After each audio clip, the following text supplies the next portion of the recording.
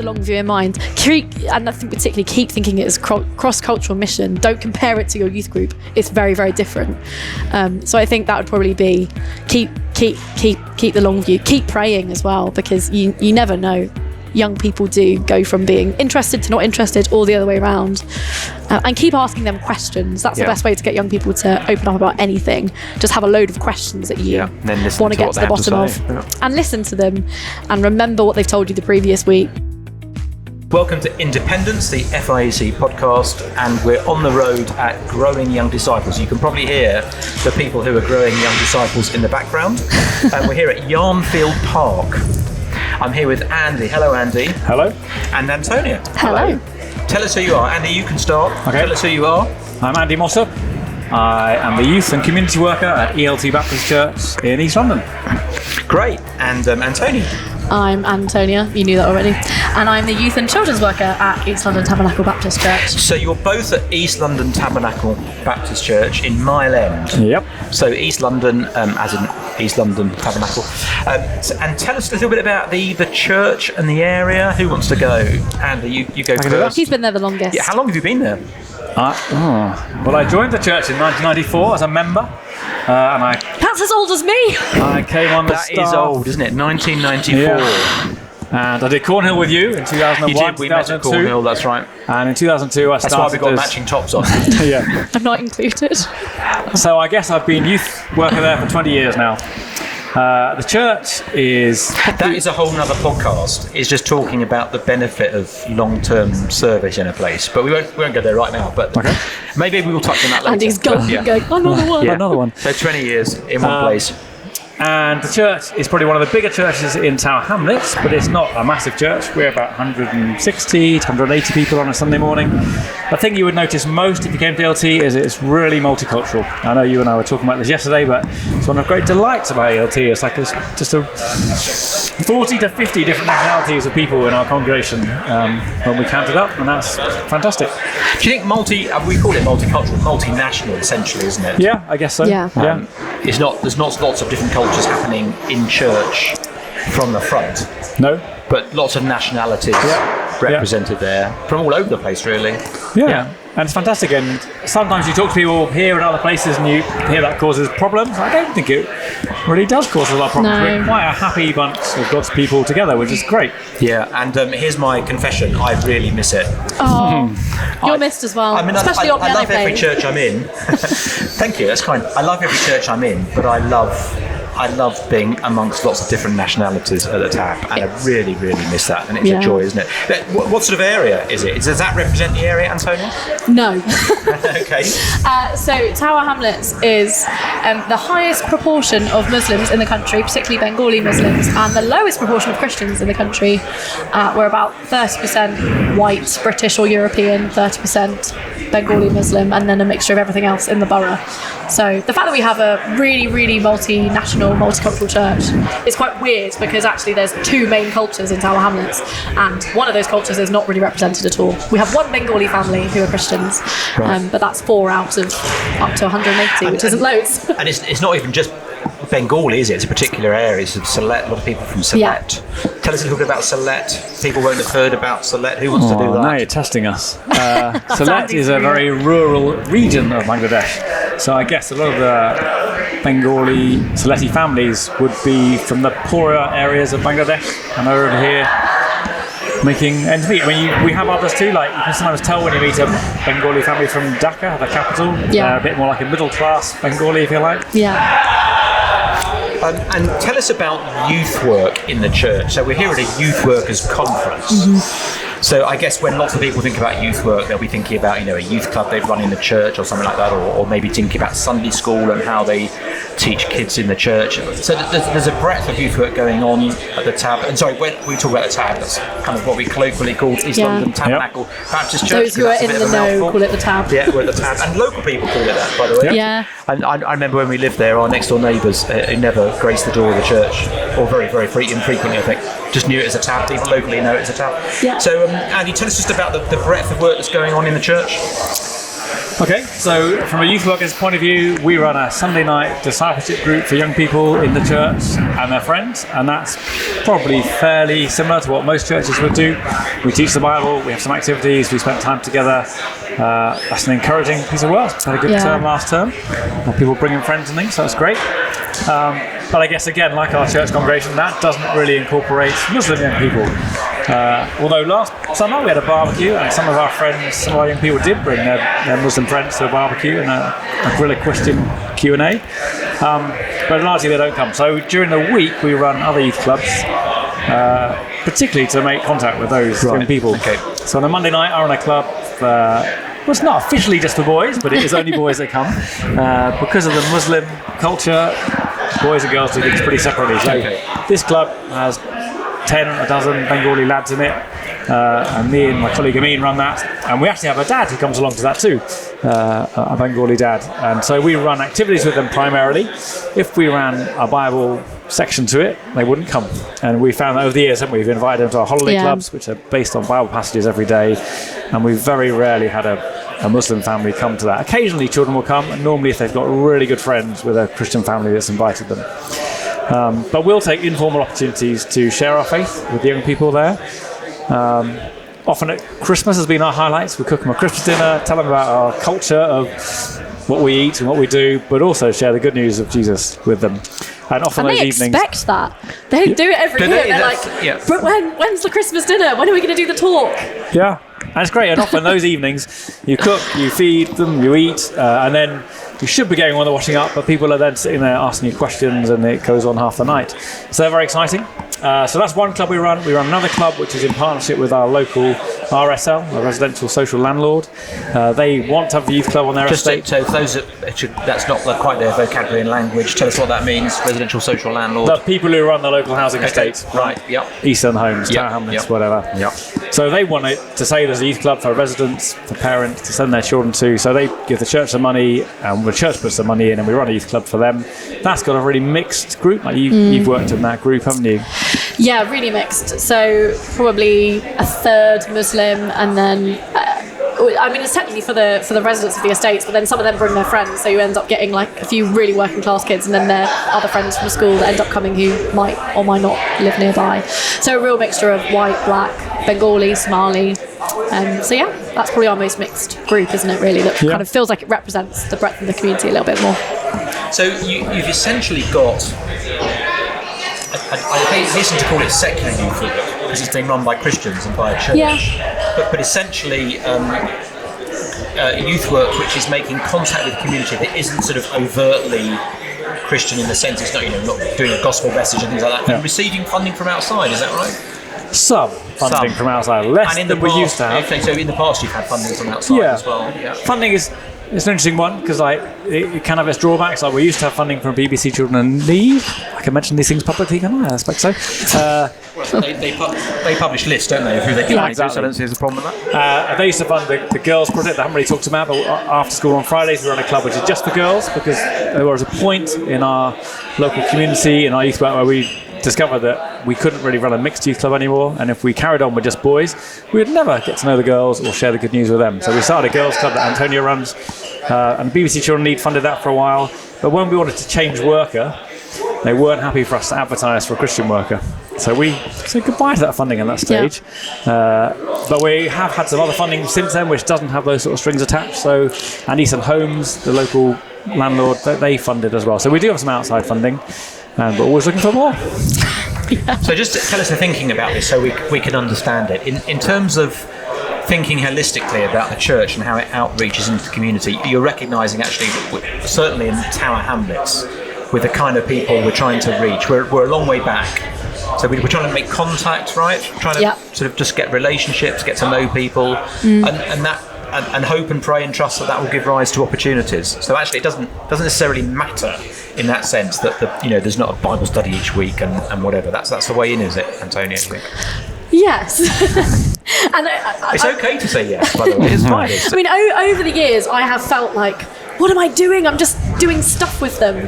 But actually in the last year, I've had more opportunities and deeper conversations than I have, I think. I think when you first start out doing this sort of thing, you've really got to be in it for the long haul. You've got to treat it a bit like you're a missionary on foreign soil and think, this is how I'm going to get to know people, how they're going to know I love them. They're going to make memories with me. I'm going to be part of their life. And now I'm in my 5th year of being ELT and running this club. There are a group of girls who have gone all the way through the club. They've known me for 5 years. They want to meet with me for coffee and talk about their life with me now. And so then I have opportunities to carry on speaking the gospel into their life, into adulthood. Yeah. And I can suggest reading the Bible with them now without having to ask their parents' permission, which is great. No one's taken me up on that yet, but we pray that that'll change. So it's a real long-term work. So you keep loving them, caring for them in their day-to-day, week-to-week stresses of school and bullying and phone drama and drama with their mum and dad. And you keep loving them and caring for them and telling them the gospel when you can. And Christmas, Easter, I actually do a few more bits now to keep it a bit more regular and to kind of get it on the menu, on topic, because sometimes you can find yourself a bit like, we've gone 4 weeks and we've not chatted about anything, and I sometimes beat myself up for that, if I'm totally honest. But yeah, over the long term, you can see the benefits of it because they know you're a Christian. You're probably, if ever Muslim, the only Christian they know. So. They won't really come into contact with another Christian at school because there are so few and inquisitive about Christians. To an extent, yeah. I think it depends on their age and their stage and their family life. Yeah. So some of them be talking about Christian things, but I'm a Muslim. Why are you talking to me about that? Yeah. They don't care. But then there might be other things. So we asked a group of our girls, like, what would you like to hear our opinion on? And they were like, love and marriage. We were like, okay. Well, if this is the way in to talk about the gospel, and actually you find as you're looking at these things, there are loads of ways to talk about Christ and his church and the gospel when you're talking to them about your view of marriage, because the Muslim girls are coming from a culture where they're thinking about the possibility of arranged marriages, whether they're going to have a loved marriage or a fixed marriage, and who they're allowed to marry within their own community, within their own religion, and how that compares with what the boys are allowed to do. Yeah. So there are all sorts of big conversations that can come out of that. I've got daughters, and you have too, Andy. I'm all in favour of arranged marriages. I think you married yours young, Adrian. I did. Well, you see, if you're going to arrange it, you may as well arrange it young. That's my motto. So long haul matters in that kind of setting, Andy. So your Definitely. 20 years is not just an accident, is it? No, you haven't just not been able to find another house to move in or another job. Or... I love it anyway, but it is deliberate. It has massive advantages. I'm sure there are some pros to moving on as well and freshening things up. But like for instance, I'm in a Bible study pretty regular every fortnight with a Muslim guy at the moment who probably was in youth club probably 10 years ago or 12 years ago or something, and we have a really good relationship now, and he seems to be really interested. He still believes in Islam. To get to, I mean, this isn't obviously a hard and fast rule, but to get to the stage where you're able to have a one-to-one Bible study with someone, you've basically got 10 years of investment behind that. Not always. Yeah, like I actually started with him probably 8 years ago. That fell apart and he didn't carry on, and he's come back. But yes, it does. I mean, I think in Muslim communities particularly, it takes a long time to build up trust and opportunities. But I think just in working class communities, it does a bit anyway as well. Like it takes a while for people to think the people in that building are not just weird and odd and different, and they care about us and they're willing to listen to you, really.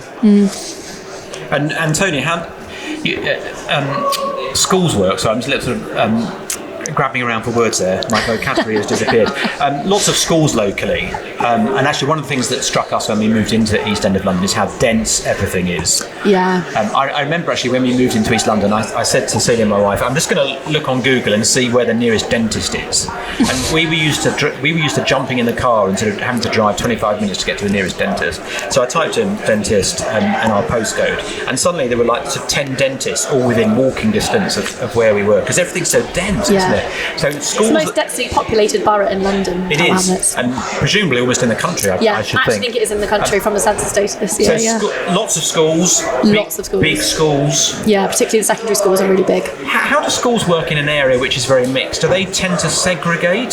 So my daughter was at Swanley, so you'll know where Swanley is. I think she was one of 2 white girls in her year. Yes, that's probably still typical. She really loved, and she really misses. She really missed when we moved to Market Harbour. So is there an opportunity for schools work? If so, what is it? Yes, but it's difficult. For an example, this Friday we are starting back an arts and crafts club in an all-girls school. Central Foundation School, which is a 50-minute walk from church. It's a pretty big school, and it's nearly all entirely Muslim. There'll be some white girls there, but I think particularly it attracts Muslim girls because their parents want them to be. They did. She's actually just retired. She had some. I know, it's a real shame. We don't know if there's a Christian teacher there at the moment, so she has retired. We've just kind of get ourselves back into that school, and that's where you're going to meet a lot of the Muslim girls. They're not going to talk to you if you go up to them on the street. They're not going to have. Sure. In that school, we don't know, from surveying other local youth workers, we don't know if there's any Christian teachers, Christian TAs, or Christian students in that school for that matter. So the only way any girls from that school are going to meet a Christian, because lots of them aren't allowed to go to after school clubs, particularly if they're not in school, because they will be looking after their brothers or just expected to be at home. The only way they're going to meet a Christian is if a Christian goes into the school. Right. And what does schools work look like in that context? What are you doing there? So what I'm doing with them is basically trying to make contact with them. So I'm going in on Friday, and we're just doing a simple craft together to try and get to know them, and then invite them back to the girls after school club that we do on a Friday. So that's very basic. What we'd love to do is go in and run a sort of Explore the Bible Club with an organisation like Cross Teach, but it's much harder for the RE departments to get on board. Quite a few Christian young people in the borough have tried to start up little Christian groups in their schools recently, and they haven't necessarily been actually allowed to do that in official capacities because they're a minority, which doesn't really make sense to me. But yeah, so in some ways we're just getting a foot in the door by going in and running a lunch club. And actually one school during COVID was like, yeah, come and run a one for the boys and run one for games, and we could have filled up their lunch clubs, but we decided for our own capacity issues we wouldn't. But schools are normally quite keen to have Christians or anyone go in and run something for them and pay for you to do it as well. And Andy, so your microphone is louder, I've noticed, than everyone else's, so that's all that good background noise. It was all you. It's all your fault. Are there just two of you or anybody else on the team? We have some volunteers. We have another guy called Amin who works 2 days a week for us. He helps me run the Monday club, and he runs the Tuesday night club on the estate. And he also volunteers in his own time to help us with our Sunday night youth group as well, and gets involved with the school's work when that's going on. We do some great things actually at Christmas and Easter with Cross Teach. Do Christmas experiences and Easter experiences, and often then you'll get whole year groups of students come in, and you can really openly share the gospel with them, which are one of some of our most exciting opportunities in schools, really, aren't they? Because it's like the school want you to teach them what the Bible says about Christmas and Easter. Yeah, so that's great. So it seems to me that not only do you have to be in it for the long term to build relationships, to get to know people, but actually the church has got to be committed to it for the long term, haven't they? I mean, they've employed you for all this time. Yeah, it's a mystery to you. It's a mystery to me. No, of course it's not. The church have employed you and actually reasonably heavily resourced for the size of church. So it does require resource, doesn't it? But it does require long-term thinking. You can't just think this is a 3-year project, 3 years investment. We'll be up and kicking, and everything will be fantastic. We'd give up if it was just 3 years, because you'd think, I've shared the gospel with them every Christmas and every Easter, so that's 6 times, and then you might go through and count the amount of gospel conversations you've had and thought, they're not really that hungry for it. Like I'm looking at my girls' club at the moment, thinking they don't really want to talk about spiritual stuff, but I have to pray and hope that they will be at some point, and that might take years, especially because a lot of them are young. It's when they get to 15, 16, 17, 18 when you start having the real deep conversations. You mentioned something earlier in the conversation, but it's like a missionary outlook. It's like a cross-cultural missionary situation. So I know at one point our church had to face, we'd been offered to run a youth club on a Friday night, but in conjunction with this other local organisation, which was Bengali-led and therefore Muslim-led, but it wasn't a Muslim organisation. But I remember having a discussion with the church members who were worried about it, thinking, shall we do this or not? And it was like, well, if we were in Bangladesh planting a church, would you get your youth worker to go and work in one of their local youth clubs to get to meet young people? And we all thought, well, yeah, we would do that. And a lot of our work is a bit like that. It's like, well, how are we going to get to know people? How are we going to win their trust? How are we then going to get opportunities to share the gospel?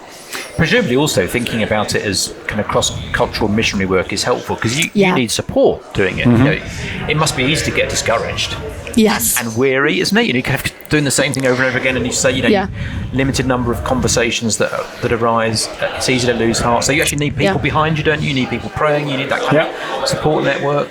Is that an important part of kind of the way things are set up and structured? Very much so. I think ELT, we've been really blessed. Like, as you say, we've been doing it quite a while, and the church has been very supportive. And for instance, when we've had funding drop, then the church has happily picked it up and said, we think this is important. We don't want this girls' club to stop. Yeah. And there are not just the elders, but people within the congregation, don't they, start a sale to get some money or say to you, we can't possibly let this thing stop. Yeah. But also people praying for us, hearing reports back in prayer meetings and all that, supporting us. Really important. Yeah. Okay. And what about training for this kind of work? What sort of... We're laughing because we're going, what training? What training? I mean, They throw you in and you get on with it. Well, that's my next 20-year project to design some. Is it?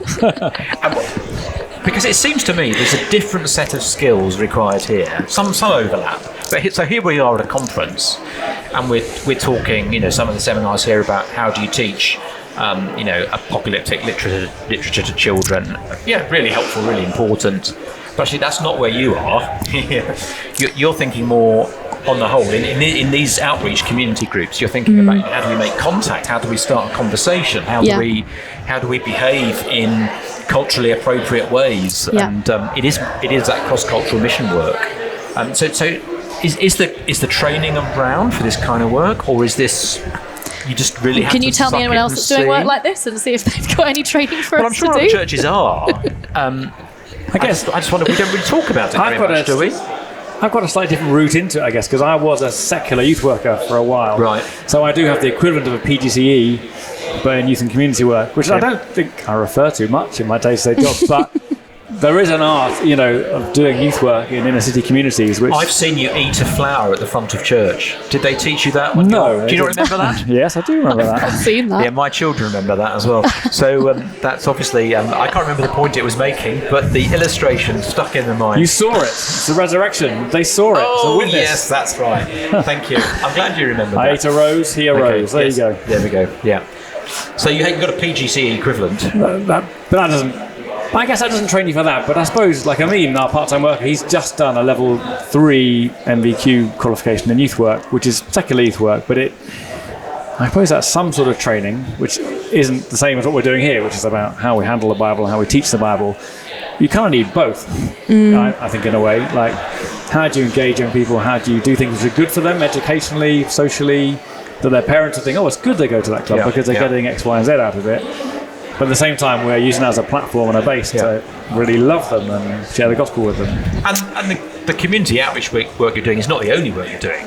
No? You're working with the Christian kids in church, and those that come from Christian families, and so there is, you are teaching the Bible and you want to do that, and that's the end point you want to get to, like your Bible study. Definitely, yeah. With this lad that you're meeting with, that's the point you want to get to. So it's not that's not useful. No, and one of the encouragements from the last term is that 3 young people from our Marland Youth Club are now coming to our Sunday night discipleship group, and one of them is doing a one-to-one Bible study with you. So there is a bit of a feed-in. I guess for Muslim young people, there's less of a feed-in. None of those are Muslim kids. They're all white, atheist, kind of working class background kids. So it's easier for them to engage with a youth group, and we can invite them to that, but we wouldn't. Our Muslim young people wouldn't do that, wouldn't be allowed. Yeah, okay. So let me just paint a situation for you, Antonia. I've got a young woman who's fresh-faced and enthusiastic, wants to come and work in a church in exactly that kind of setting. She's you 5 years ago. What would you say to her about this kind of work? What does she need to hear at the beginning of it? Oh wow, that's a very big question. It's basically, what would I say to myself 5 years ago? Well, that's a bit tacky saying that, so I didn't want to say that. I sort of imagined someone who was, what would you say to yourself? Gosh, I really don't know if I've got an answer to that question. You've got the wrong person to interview, Adrian. What would Andy Mossop say to you 5 years ago? What did he say to you 5 years ago? I was thinking about training. Like the biggest thing about training, I've learned everything from Andy, really. I had someone to basically go, am I doing everything right? And Andy would go, yeah, you're doing fine. Just keep plodding on. And I think probably what made a you lot think of it you were doing is, things wrong? What sorts of things made you think, am I doing this right? I think just you get to an end of a term and you're looking back and thinking, was that worth it? Was me giving up, 2 hours on a Friday night and teaching kids how to cook and bake and teaching them new games? Like, was it worth it? What came out of it?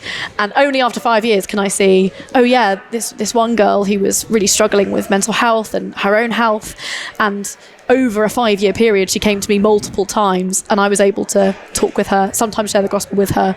She now values that as a real friendship and wants to carry it. So I think actually a lot of it would be, you won't always feel like every week is a win. So with a youth group, you can go back and be like, well, every week's a win because we told them that we opened the Bible. Yes. The Spirit's at work. So you've sown the seed, and therefore you think you've done what you were called to do. Up to God now. I think it feels a lot more when you're starting from way, way back. I think I felt, and I still do feel, a lot of pressure every week to say, oh, why didn't I move that conversation, or why was I so distracted with that young person, why wasn't I talking to that person who I know has got that issue? I think a lot of it would be have the long view, keep the long view in mind, and I think particularly keep thinking it as cross-cultural mission. Don't compare it to your youth group. It's very, very different. So I think that would probably be keep the long view, keep praying as well, because you never know. Young people do go from being interested to not interested, or the other way around, and keep asking them questions. That's the best way to get young people to open up about anything. Just have a load of questions that you want to get to the bottom of, and listen to them, and remember what they've told you the previous week. I mean, we try and write those sorts of things down, and then you can go into the week. I'm so forgetful, so if I don't look at what they talked to me about last week, I'm going to forget that they told me they were bullied. Really? I mean, it sounds bad that I would so forget hard that. to believe. No, I'm terrible. Andy, we're slightly drawing to a close, so let's just broaden this out, because people will say, well, East London, that's a unique situation, the makeup of people, there's a higher concentration of Bengali Muslims there than anywhere else in the country. You won't find anywhere else like Mile End, and there's a truth in that, of course, but actually all churches are trying to reach out into their community and reach people who are a distance from the gospel. That distance manifests itself in different ways, doesn't it? So the divide between Islam and Christianity is very great in some ways. In other ways, it's not so great, but it's very great. So what lessons are there just for a church that's in leafy Market Harborough, let's say, very white, sort of mixed in class, but sort of been gentrified, up and coming sort of place. We still ought to be thinking about community outreach, shouldn't we, in terms of youth work?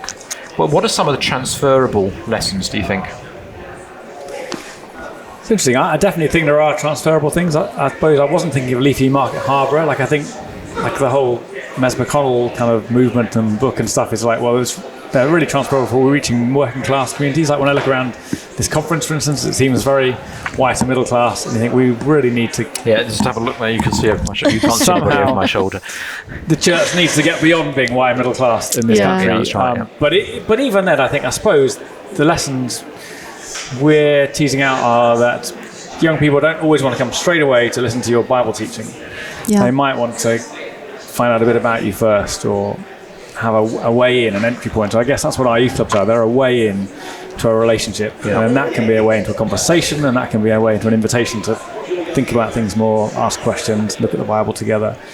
So I mean, in a way, it's kind of Rico Tice's back of the stands stuff. Yeah, I guess so. That actually in that evangelistic strategy, when Christianity Explored was first published, that there are events where you're just making contact with people. Yeah. Definitely. And I think that the challenge there was that in Christianity Explored, it was, here's an event that you could do that would just make contact with people, with the idea that you would do another event that would bring people nearer the front of the stands. And I think what we're basically talking about is a strategy, which is back of the stands. Mm-hmm. Yeah. Where you're saying actually there is merit in putting things on which are right at the back. You're making contact with people who wouldn't otherwise have contact with church, with a view to in the future drawing them closer in and having opportunities. But actually, it's not just I'm going to put on an event for young people in my community. Actually, I need to invest long term in relationships in young people in my community. Is that a fair assessment, Antonia? Yeah. Okay, that's a good answer. I agree too. Yes. I agree with Nick. Listen, thank you very much for being with us. Really helpful. And I guess if people want to find out a bit more about the church, they can go and look on the church website and go and visit, couldn't they? Come and see us. Oh, yeah. I mean, if you really want to move to East London and help us out, we'd more than need more workers East for the London. harvest field. We love it, East London. All my grandparents came from East London, so I love it. Come and join the team, even better. Yeah. So this has been Independence, the FIEC podcast. Thank you. I never introduced myself. Oh yeah, who are you? I'm Adrian Reynolds. I have a rather grand title, Head of National Ministries. It basically means I press buttons here, try and make things work. So thank you so much for joining us. If you like the podcast, please do rate and review it. That's a real help to us and to you. And see you soon. Thank you very much. Thank you.